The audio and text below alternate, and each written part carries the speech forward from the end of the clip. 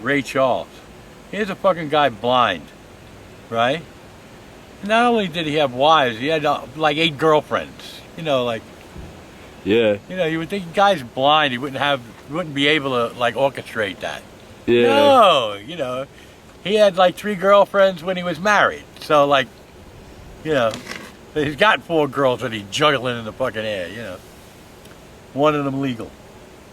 Ray Charles, man. What do you want to? What else do you got about Ray Charles? Ray. What a voice, man. What a voice. You saw the movie? Yeah. Yeah. I have to admit, I never expected that out of. Jamie Foxx. Yeah, I never. But he's always been musical, man, since like the Living Color days. Yeah, but I mean, even in the Living Color days, it didn't seem like he did all that much in that show. Well, he was doing that Wanda shit. Yeah, well, I'm just saying, he didn't look like he really did that much. Well, in that show. You know, he was a late bloomer on that show. Then, yeah, and then even with the movies he did, he wasn't getting the kind of roles that like Damon Wayans was getting. Yeah, exactly. Damon Wayans got. He kind of sprouted up with that. Almost immediately got into like the action films. Yeah. You know what I'm saying? Yeah, yeah, and like Keenan. And there's a few good ones with Damon Wayans in it, really good action films. Yeah, Mo Money. Yeah, for one. The one where it's raining through the whole film. I don't even know that.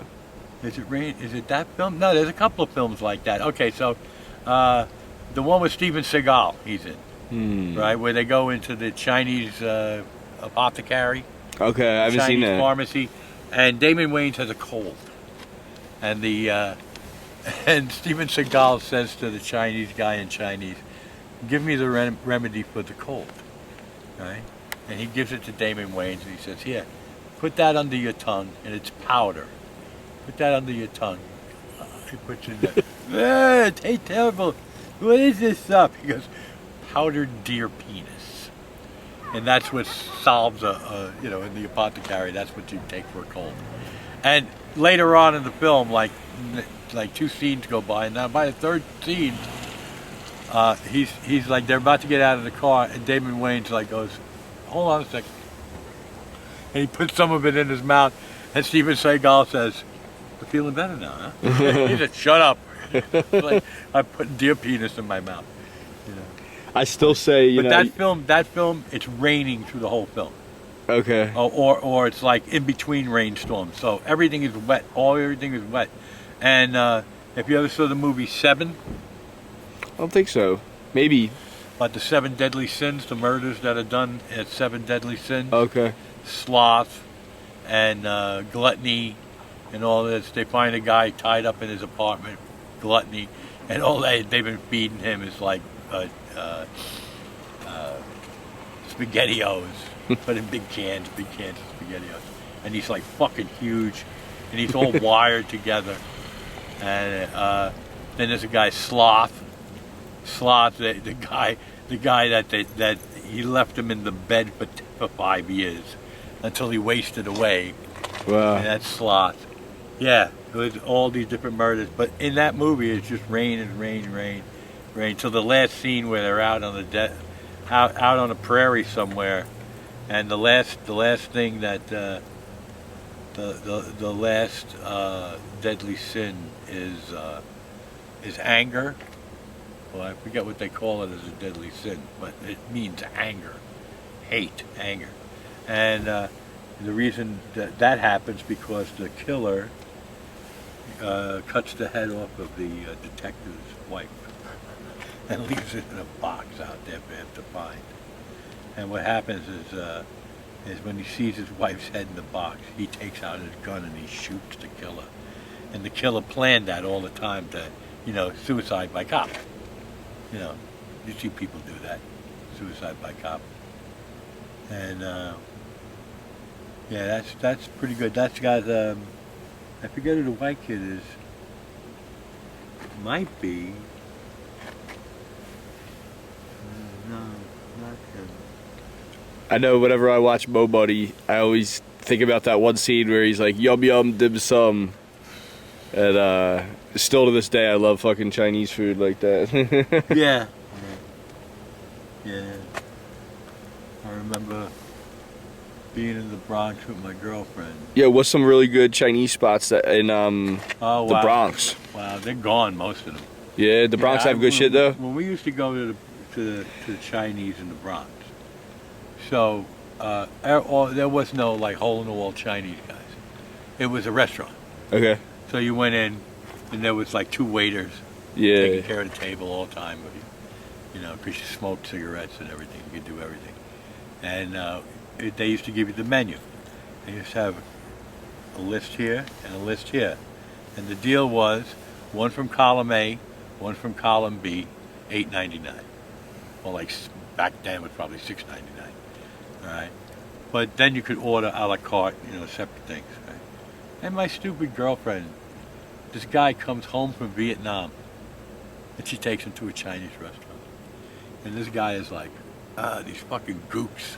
These gooks. It's like, and he's loud about it, you know. And I'm like, wow, what a stupid thing you did. Bring him there to Asians. Yeah. He's been fighting Asians for 3 years. You know, he's not an Asian dude. Yeah. He's not about them. Wow. Yeah, stupid Barbara. I go down to Chinatown all the time, man. Fucking in Philly, New good. York. If you got a good Chinatown, like New York Chinatown, Yeah. fucking awesome. Yeah. We used to go to a place and everybody. So many spots. Well, the one that everybody knows about is what the fuck? I'm gonna forget its name. Hop Sing? No, not Hop. I know what you're talking about. Hop Sing is the Chinese cook in Bonanza. Now you're talking about that late night spot, right? Yeah, it's a late night. Yeah, spot. it's like Hop Sue or some shit. Yeah, I forget what it's like called. I have the shirt. Oh, do you really? Yeah, because they wow. sell like these like $10 shirts there or whatever, and I was like, Yeah. man, this is the late night spot. I was like, I gotta get this. I like going down there. You go down there with a lot of people, like 8 people. Yeah, I can't believe I can't remember the name of it, man. I mean, you know how it is. Wohop. Yeah, Wohop. That's That's the it. name of Yep. the place, Wohop. Yep. And you go down there with like 8 people, 10 people, and you order everything family style. Oh yeah. They bring these big tureens full of Wow. stuff. You know, like, you know, and you order like a soupy thing, and you order some fish, and you order some meat, you know, and it comes like, you know, as you finish you know, they'll have soup, and the thing great about that is like the noodles are not like the noodles you get out of these places here. Yeah. They're fresh rice noodles, fried in oil. They're crispy, crunchy. Yeah. You know what I mean? If you get fried wonton, the wonton is like this fucking long. There's a big hunk of meat in it. It's not a little tiny thing like this big, you know. Dude, you look like the Godfather right now or something, dude, in this One fucking of the things image. we used to do is when you go to any of these Chinese places Yeah. in Chinatown, there's restaurants that are in brownstones. They're in buildings. Yeah. So you go up a flight of stairs into the restaurant, right? Or you could go down a flight of stairs into the restaurant in the basement. Cool. Now the restaurant in the basement is where all the working people who live in Chinatown eat. They eat downstairs. They don't eat upstairs. Because upstairs you're really supposed to lay out the tips. Yeah. Otherwise they'll yell at you as you go out the door. Yeah. Yeah. They're not shy about that shit. I like the soup dumplings, man. They're my favorite. Oh yeah, dumplings, and they make dumplings all different kinds. Yeah, every place You is know, different, dude. Veggie dumplings and pork dumplings, Yeah. shrimp dumplings. Yep. All I like the kinds of dim sum different ones. samplers that they got sometimes, like where you Dim can choose sum like is 5 good, different too. things. A little salty for me, dim sums. Well, there's so many different kinds. It's crazy. Yeah, well, yeah. They bring out them carts and you There can used pick to off be of a it. place in Albany, right outside of Albany, called the Dumpling House You serious? on Everett Road. Yeah, it used to be off of Everett Road, and you go in there, and they had 15 or 18 different kinds of dumplings. It's still there? No, it's closed up, Oh. unfortunately. Closed up. I would say right now, I'd say like up $10 in your fucking tank. Let's go. Damn, dude. You know, my favorite fish joint closed up there. It's Bob and Ron's Fish Fry in Albany. It's outside of Albany, actually, but I used to go there for fried clams. they used to give you a quart of fried clams. And when I first got up to Albany, it was like 1980, they were $2.50 for a quart of fried clams. Oh, they were so good. So good.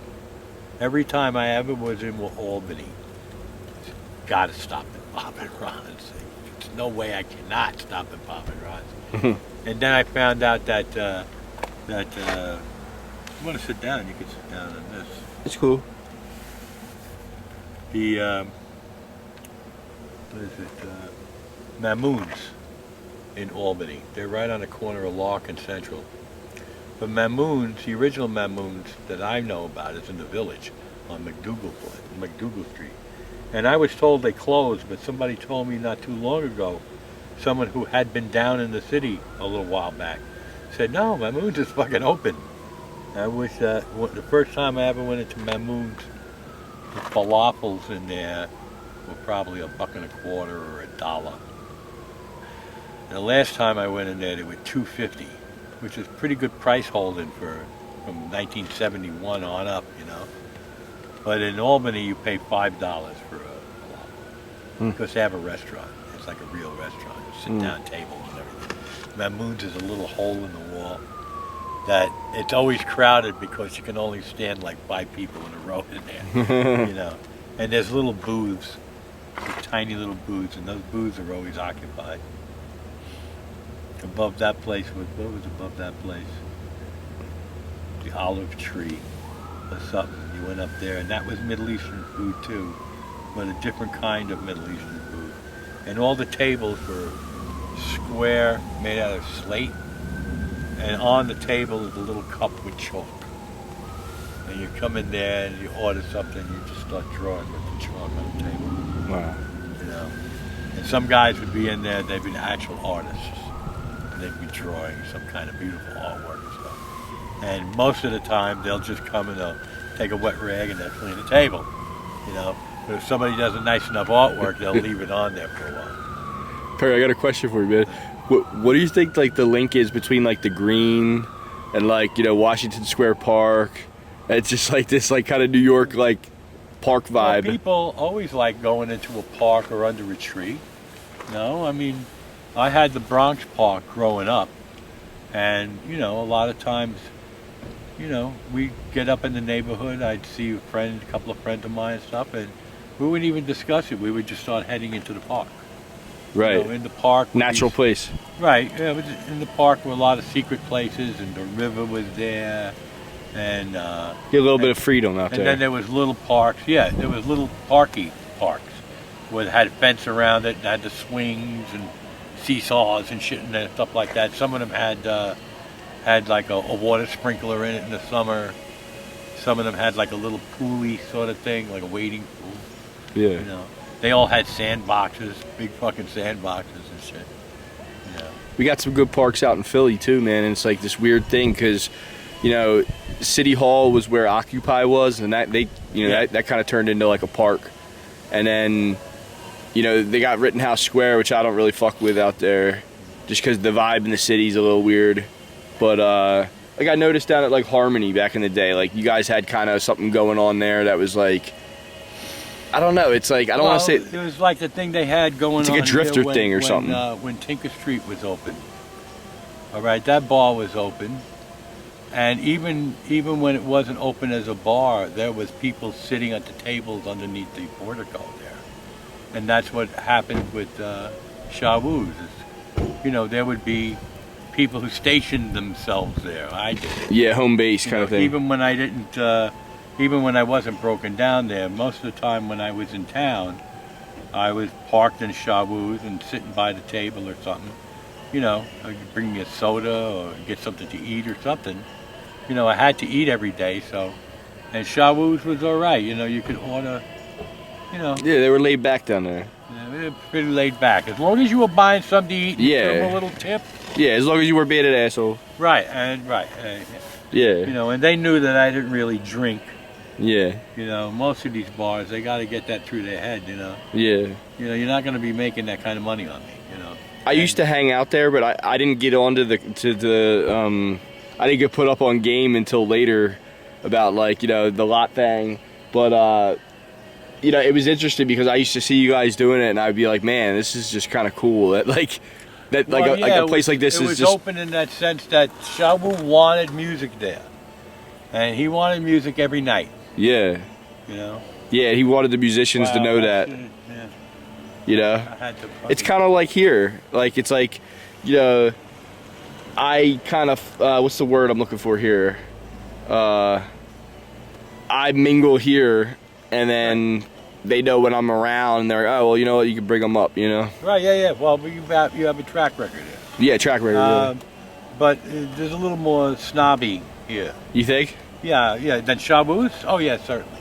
Certainly, Shawu didn't care if Jeff was sitting there as long as he wouldn't make any trouble. Well, I seen Shawu throw Jeffrey out, you know. Oh yeah, no doubt. Yeah. Threw a lot of people out. Yeah. Actually, Shawu, very rarely Shawu came out to throw people out. It was right. They deserve it if they're getting thrown out of there, you know. Dai Chim was the enforcer there. Well, you know what's funny is I saw this one time when I was out there. I was out there writing in maybe thirsty and I got no water. 2015, 2016, and I just saw Shawu come outside to see Jeffrey there, and he goes, "I don't want your business." And then Jay goes, "Get out of my property." Get out of my property. Yeah. It was nuts. Well, I mean, Jeff is a whole nother story. No. Hey, listen, take a break with that. All right.